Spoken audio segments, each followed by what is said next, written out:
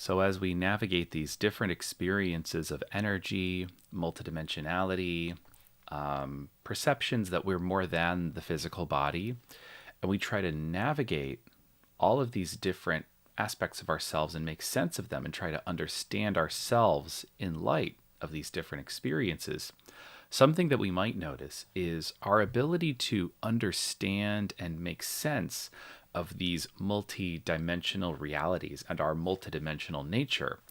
Our ability to understand this reality can vary quite a bit from day to day.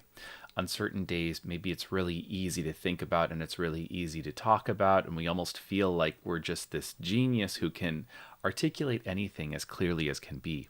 And other days, it's really hard to talk about it or think about it. This sort of thing can happen with more mundane subjects like mathematics or technology or anything really.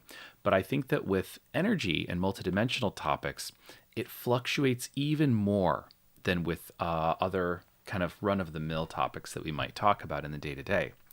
And this is a really interesting topic. The reason for this is that when we're thinking about energy, when we're talking about energy, to some degree, we're going to rely on some memory pathways in our brain, just like when we talk about some particular author or some particular technology. Again, we're going to go back to our understanding, which is more kind of encoded in our memory. But when we're talking about energy, it's more typical that we are actually connecting with our energetic experience in the moment. We're sensing and reading our energies and the energies around us. And that's how we're understanding or articulating the realities of working with energy. And because that's the case, it's almost like when we think about or talk about energy, it's not just a matter of reproducing some information that we've stored in our brain. It's more like we're being a tuning fork in the moment, resonating with certain ideas, with certain concepts, and to varying degrees, being able to express that or make sense of it.